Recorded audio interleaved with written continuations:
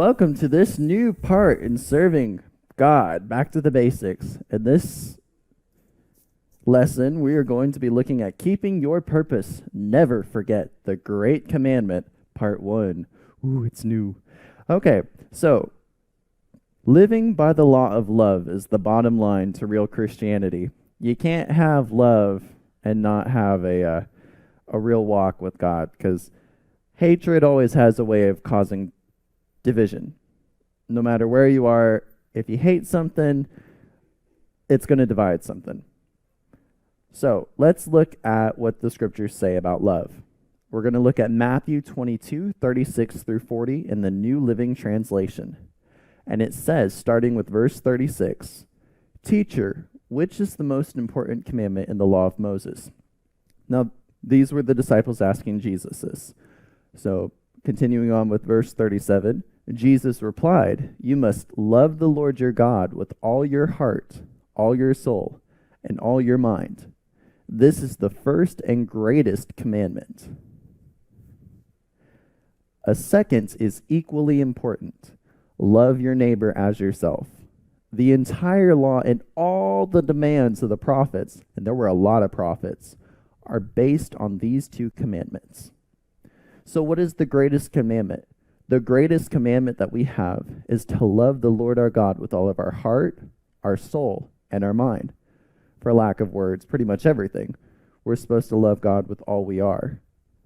Because when we love God with all we are, and when we put Him first, and we have that relationship, it kind of acts as a bridge or a column, where we're connected to God, and He's connected to us.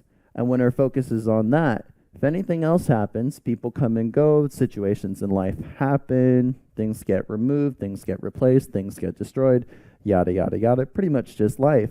We have that one constant, that relationship where we love God first with our everything and know that we're not wasting our time and that we don't have to rebuild or find someone new.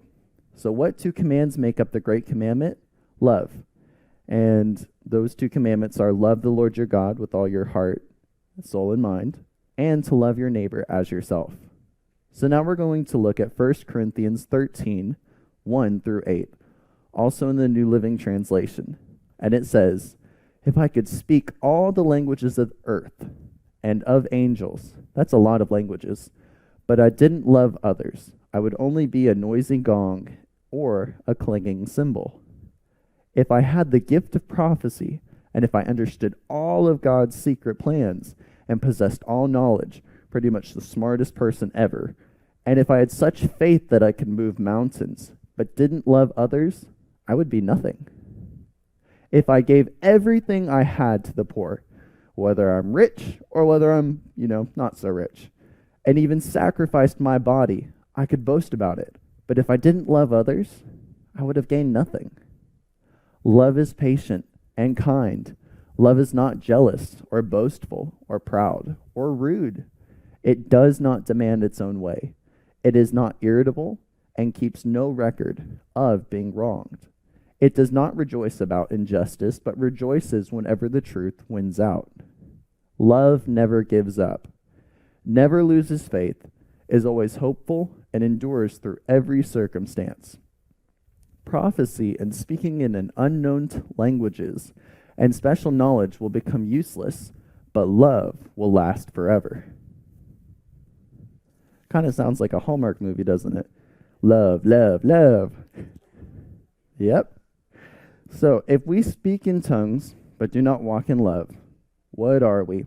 Noisy gongs and clanging cymbals. I don't know about you, but if you're having a conversation with somebody and they say, "Hey, did you know da-da-da-da-da-da," and they start talking, but all you hear is boing, boing, boing.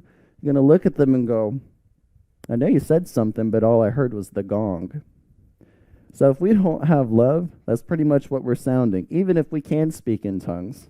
And, that's something that Christians do. Some Christians do, some Christians don't. If we prophesy and have revelation knowledge, meaning we have all the information that's available, we know everything that's going to happen, we are the brainiac of the world. We're Albert Einstein below, Thomas Edison below, Alexander Graham Bell below. We are the smart ones. We are the king kahuna of knowledge. but don't walk in love, what are we? We're nothing. We're wasting time. There's so much knowledge out there, but not everything's worth knowing.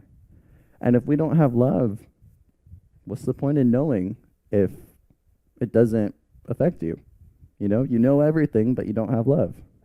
If we have mountain-moving faith, we have that faith that when I walk into a room, something's going to happen. Something's going to be amazing. But do not walk in love, what are we? We're forever dampened and inhibited in what we could do, the capabilities that we have, because we don't walk in love. We don't have love. If we lay down our lives and are burned, but do not walk in love, what do we have? Nothing, except unnecessary battle scars and delays or losses that could have been prevented. If we give all we own to the poor, but we do not walk in love, what are we? Well, we're broke, but we also have nothing. It's not really amounting to much because we don't have love. So notice that speaking in tongues, prophecy, faith, giving to the poor, and laying down your life as a martyr are apparently all wonderful, desirable Christian attributes, but to walk in love supersedes them all. What I like to look at it is kind of like this. Love, I equate that to God. When I look at 1 Corinthians 13, I kind of see the list of love and say to myself, this is what God is. God's patient. He's kind. He does not boast. He isn't proud. He is not envious. He pursues. He never loses faith. He's hopeful, as we see in 1 Corinthians 13, verse 7. He never gives up. He endures through every circumstance. That, to me, sounds like a pretty good type of love, I want that type of love. And that's the type of love we have with God, and that God is. The love that God has supersedes and surpasses all that we could ever ask, hope, or think. And like I said earlier, Hallmark, you have these ideas about what love is. And, there's different types of love. Not everybody knows that. And, you have some romantic love, but there's also the agape love, and then I like to call it the God kind of love. And the God kind of love is just, it can make you tear up just thinking about it. But if we look at that and insert it back, at the very start where we said, if we have all this stuff, but we don't have love, then we're a clanging cymbal, or we have nothing. We can do a lot of good things. There's a lot of good people in the earth. But as Christians, if we don't have God, and we don't do things with God, knowing that's what He's instructed us to do, then we're out of step. And we're out of love. Because we're not walking in God. We're not walking in love. Looking at Him and asking Him what it is that we're supposed to do. And we can give all our money away to charitable causes. But if God's not in it, then you're just going to be broke. If God's in it, then He's going to be bringing more money in as the money goes out. My grandmother on my mom's side, my mom told me about a story about this neighbor who was always she couldn't get it why my grandmother would be giving food out or giving things out, and as soon as it was going out, more stuff was coming in. It's like as soon as the supply ran out, more came in. And I kind of look at that and go, I know my grandmother was a God-fearing woman, and she had to walk with God.